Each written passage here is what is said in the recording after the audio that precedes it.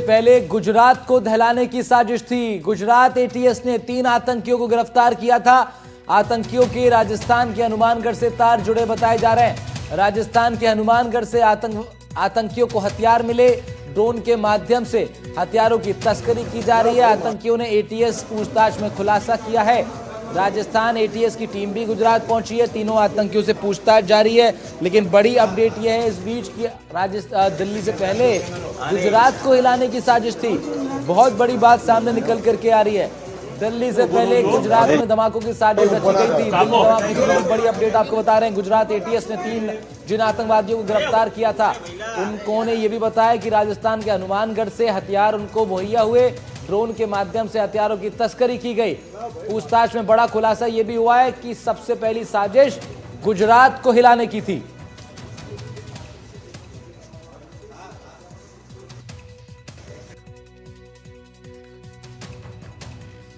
अगर राजस्थान का कोई लिंक आएगा, राजस्थान की कोई गतिविधि आएगी, राजस्थान का किसी स्थान का नाम आएगा, राजस्थान में किसी व्यक्ति का हवाला आएगा, तो कानून अपना काम करेगा। ये हमारी बड़ी स्थापित प्रक्रिया होती है। जब हमारे यहाँ कोई पकड़ा जाता है, जैसे हमारे यहाँ है तो बहुत सारे लोग यहाँ पूछताछ के लिए आए हैं। वहाँ गुजरात में बैठी किसी को भी पकड़ा गया तो बहुत सारी एजेंसियां वहां गई होंगी। हम तारतम्य सामंजस्य से काम करते हैं। राजस्थान से संबंधित कोई भी खुलासा होगा, कानून सम्मत सख्त कार्रवाई। दिल्ली में हुए ब्लास्ट के बाद देश की खुफिया एजेंसी और दिल्ली पुलिस इस पूरे मामले की जांच कर रही है और इस पूरे नेक्सस को तोड़ने की कोशिश में जुटी हुई है। वहीं इस बीच गुजरात एटीएस को भी एक बड़ी सफलता मिली है और 3 संदिग्ध आतंकवादियों को गिरफ्तार किया है। इनसे चौंकाने वाला खुलासा ये हुआ है कि इनको हथियार राजस्थान के हनुमानगढ़ से मिले थे। बड़ी बात यह है कि इनको आतंकवादियों को हथियार हनुमानगढ़ पे कैसे मिले। क्या ये हथियार ड्रोन के माध्यम से सीमा पार पाकिस्तान ने पहुंचाया था या फिर कुछ स्थानीय व्यक्ति ने उनकी मदद की और उनको हथियार पहुंचाया है। बहरहाल अब राजस्थान एटीएस टीम गुजरात गई है और उन आतंकियों से पूछताछ की जा रही है।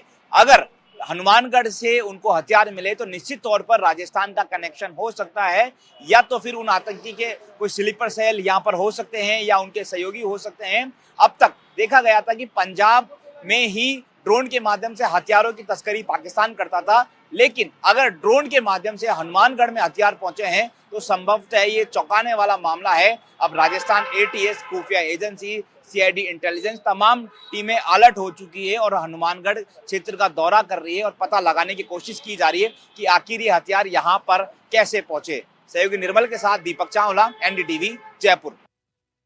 तो दीपक को सुन रहे थे आप। दीपक हमारे साथ जुड़ भी रहे हैं इस वक्त, उनका रुख कर लेते हैं। दीपक, बड़े खुलासे होने की उम्मीदें ही थी और उसी पर अब ये जारी भी है। बताइए, गुजरात को दहलाने की पहले साजिश थी और ये अब खबर पक्की हो गई है कि हनुमानगढ़ से ही हथियार हुए, ड्रोन के जरिए तस्करी की गई। तो बड़े खुलासे, बड़ी महत्वपूर्ण जानकारियां निकल के दीपक सामने आ रही है।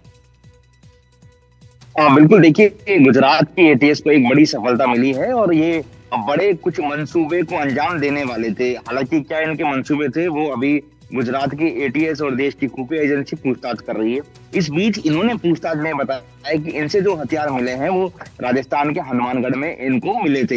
हालांकि इसमें 2 बातें हैं, या तो इनको ये जो हथियार है वो असंभव थे, पाकिस्तान के जो आतंकी इनके कनेक्शन है उन्होंने ड्रोन के माध्यम से भेजे होंगे, या फिर कोई स्थानीय सहयोग भी इनको हो सकता है, कोई इनका सहयोगी या स्लीपर सेल हो सकता है जिन्होंने इनको हथियार दिया है। तो इसमें दोनों ही बातें जो है वो एंगल निकलकर सामने आ रहा है। हालांकि गुजरात की एटीएस भी इस पूरे मामले में जांच कर रही है। इसके साथ ही राजस्थान एटीएस की एक टीम भी गुजरात पहुंच गई है और इनसे इंट्रोगेट कर रही है।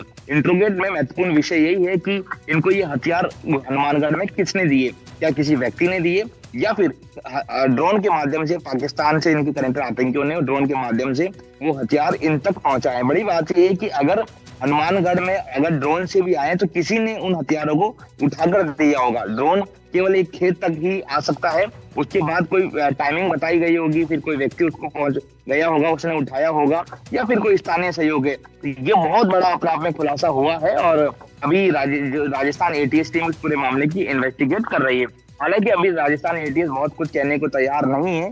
उनका कहना है कि हम पहले इन्वेस्टिगेट कर रहे हैं, पूरा मामला क्लियर हो जाए उसके बाद ही कुछ कहना कहेंगे वो। लेकिन अभी फिलहाल ये मान के चल सकते हैं कि एक बड़ी सफलता मिली है, हाथ लगी है, क्योंकि अगर जरा सी देरी होती तो शायद ये अपने मंसूबों को अंजाम देने वाले थे। हालांकि गुजरात एटीएस ने जिस तरह से इन तीनों को पकड़ा है, तो ये सिर्फ 3 नहीं है, इनसे कनेक्टेड और भी लोग हो सकते हैं, जो गुजरात में हो सकते हैं, जो राजस्थान में हो सकते हैं, वो दिल्ली में हो सकते हैं, देश के किसी भी राज्य में हो सकते हैं। तो बहरहाल गुजरात एटीएस, राजस्थान एटीएस मिलकर इंट्रोगेट कर रही है। लेकिन इसका जो एंगल है, जो राजस्थान में हनुमानगढ़ का एंगल है, वो कहीं ना कहीं चौंकाने वाला है, क्योंकि अब तक हमने देखा था कि पंजाब में ड्रोन के माध्यम से ही आतंकी हथियारों की तस्करी करते थे।